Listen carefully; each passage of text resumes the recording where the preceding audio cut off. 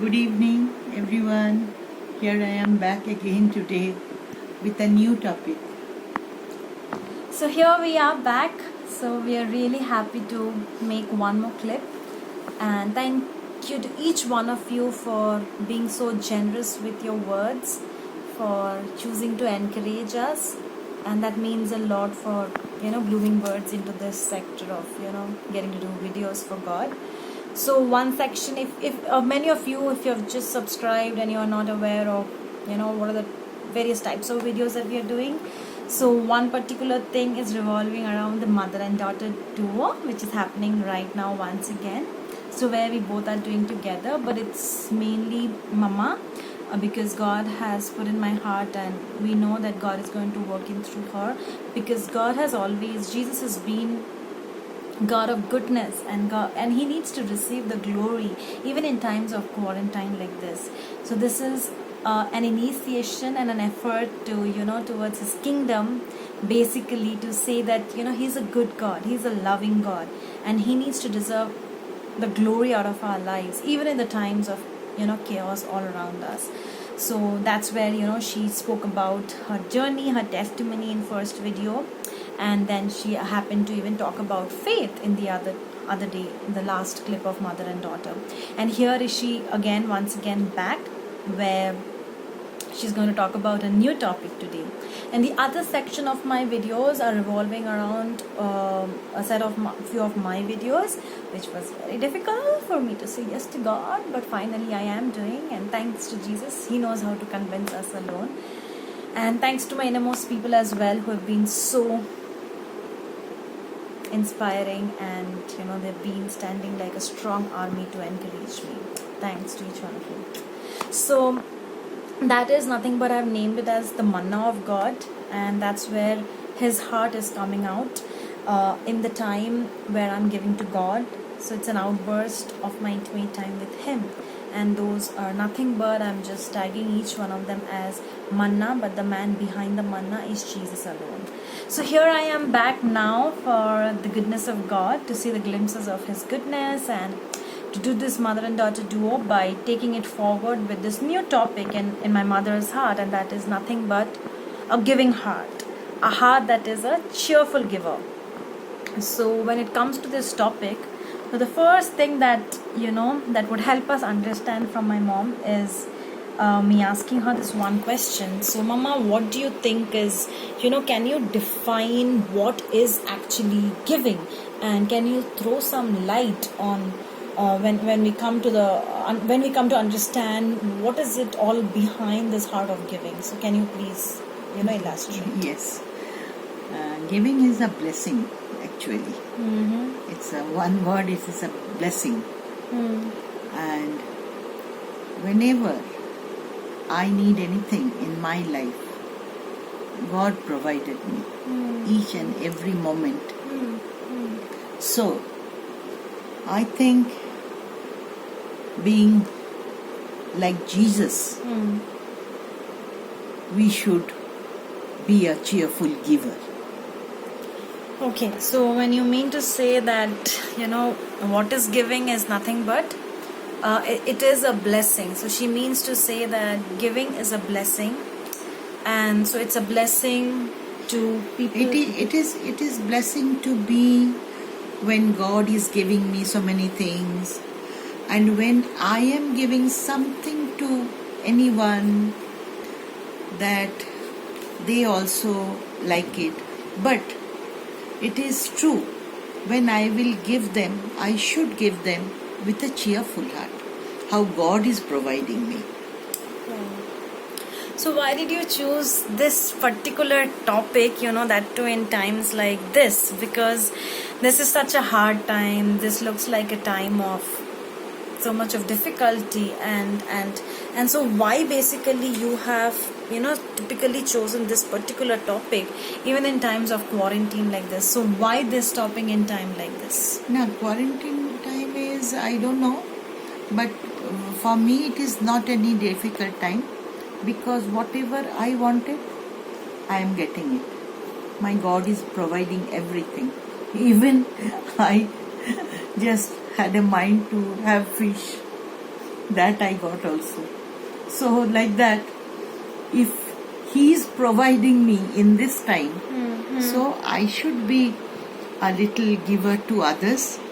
I should try to stand by them who is needy or poor. You mean that we should reflect Him? We should reflect Jesus like this.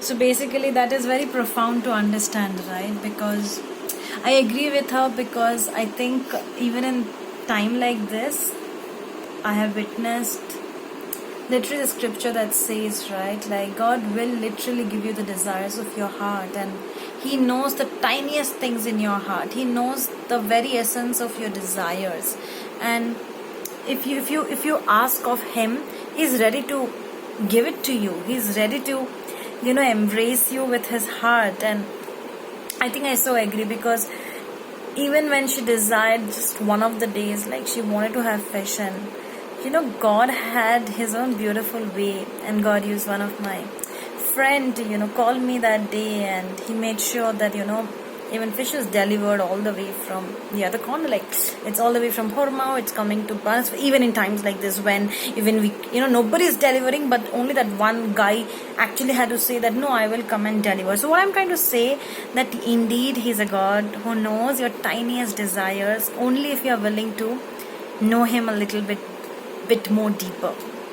So with that note, I want to take it to the next question and ask you further, that you told that it is not just about a matter of giving, but giving revolves around a cheerful giver. So why do you focus on the part of a cheerful giver? You see, whenever we receive any gift from anyone, and if he feels out of pressure he is giving, or with the cheerful heart he is giving, that is the differences will be there, na? So in the same way, when we will give little or big, that is not matter, that doesn't matter, but when we will give it to anyone, we should give it to with a cheerful heart.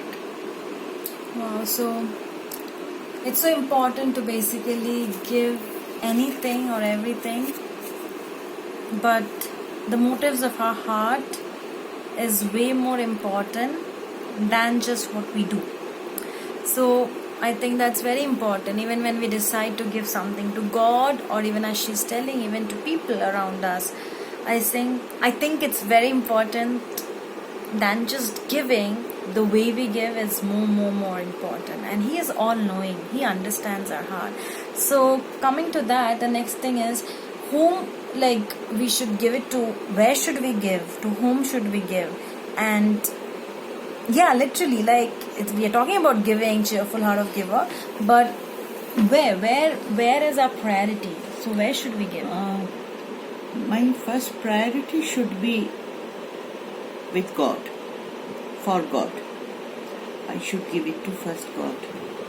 Then, besides me or any needy person, poor person, if they want something, that time I should give them. So I believe that if I give them, I will get back 10 times more from my God. Amen. Because He always like a cheerful giver, and He loved them. Wow. So we need to first give it to God, and He is our first priority, as what Mama tried to say. And secondly, she's trying to say that it is God, but it is also very evident and important for us to realize that He lives in people around us. So it's very important for us to be awakened and understand the needs around us, even in the society. We are the children of light, and we need to be the light even in the times of darkness. And we can become the children of light only when we begin to give to God and to his people. So with that note, is it just money that we can give, or is it way beyond money? Because when we talk about giving or a cheerful heart of giver, so people might just think, okay, so let me just give my offering, and this is all about the money. No, So- no. Why only money? Money is not matter. Your talent you can give, your time you can give, your whatever you have got. Needy people, poor people, you can give them what they want. You should know that thing. So your giving is not maybe some clothes they want, maybe some food they want. So why only money? So it's a time to be awakened and be alert that so we need to give to God and to people around us, and He's interested not just in our He is very much even in, because that is the hard part, because the first test, I think it comes, I would like to say that from my end, and to add in with my mom, that money is the first thing that God checks in our heart, and where your heart is, there holds your treasure. So wherever I think our heart is, and I think that should be released to God. And if our time is going into something else, that time should be devoted to God. If our talent is being wasted in a lot of other things, probably that talent could have been given to God. It can be nurtured in God. And probably, like my mom mentioned, like we can actually choose to give some support, and we can begin to stand by someone else in times like this. So I think, but we're not selfish. We're not holding back our time, our schedules just to ourselves. We are in a position that we are willing to give it into others. So with that note, here I come to the last question about can you just throw some light on, of all these years together, knowing God and knowing Jesus as your savior, can you give one caption to Jesus of your experience of He's a God, He's a God of giving. So can you give a caption to it? Yes, I can tell you this much. My past was a desert, and from there I could bring up my 3 children, and now they all are happy, and my God turned my desert into a abundance. I can tell you that. Amen. So you mean to say the caption that you give God is that He can turn your desert-like situation into a situation that is full of abundance. Yes. And that is what you have experienced from years together. Yes. Serving Him, knowing Him, tasting His goodness. Yes. So that was a beautiful note. So is there any scripture that you would like to, bring it into this video and give us an understanding and back it up with this scripture that has spoken to your heart? So I think it's from John chapter 6, and between 1 to 9. 1 to 9. So can you Yes. there was a scripture that Jesus was there, and there was 5,000 people. Everybody was very hungry and there was no food, nothing, but only there was a small boy. In his tiffin box he had only 2 fish and 5 loaves, and Jesus wanted from him, and that boy, little boy, gave him with a cheerful heart to him. Then Jesus prayed and prayed to his Father God, and it was multiplied. Amen. And it was with the 5,000 people, there was more and more There was leftover also was leftovers. there. That can be happen to us also. Wow. So I think it's very evident, right? She tried her best to, put in her words and help us understand the very essence of scripture. And it's so powerful of that 5 loaves of bread and 2 fish. And I think what I can take a note from it is that God has always been teaching me is Jesus just didn't pray. He didn't just say, God or Father God, you multiply this. But Jesus only said, and he just gave thanks to God. And the moment he gave thanks, it multiplied, it fed the people, and there was leftovers. So God actually, literally, like my mom said, he turned that situation that looked like literally like a desert, like nobody can eat there, and there is nothing over there, but he can literally change a desert like situation into a place that is filled with living waters, that is full of hope, that is full of joy, there's abundance of his provision. And with that, I think we will just release this over all our viewers, over every person who is listening to us, that everything that my mom tasted and she tried to, Yes, it happened to me also. I can quote another example. Yes, when my mother's property about to sell, we were trying to do that. There was a amount was coming to me. So I was thinking, is it good or bad? I don't know anything. But God was telling me from inside, just leave it to me. Just leave it to me. And you don't believe it. When actually it settled with another person, I got more than, it was more than 5 to 10 times more. Praise God. Jesus, thank you, Jesus. Thank you, Jesus.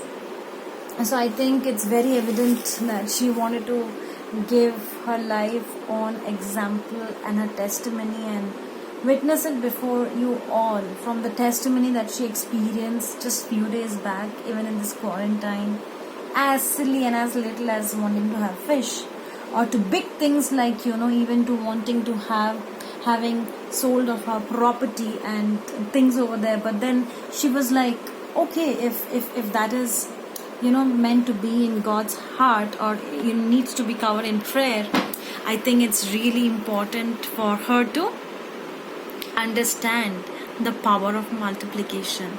And she knew that it is something that, because he promises, like, because he gives you in double portion, in 10 times more. And I think in her life she literally experienced it, she witnessed it, and that's why she wanted to give this video and her voice of testimony as a series of goodness, glimpses on his goodness. So with that note, I hope and we hope that this has blessed you. So let this quarantine continue to bless you all. So we just want to speak a prayer over your life. In Jesus' name, let every person be filled with the manna of God, that we don't live by bread alone, but by every word of the by every word of the living Lord. I pray that everything that we have experienced, let it be that same story on each of the lives of Father God, Lord, who are yet to taste you and who already know you, God. I pray let this be a reminder, a gentle reminder, that you are alive and you're working behind the scenes.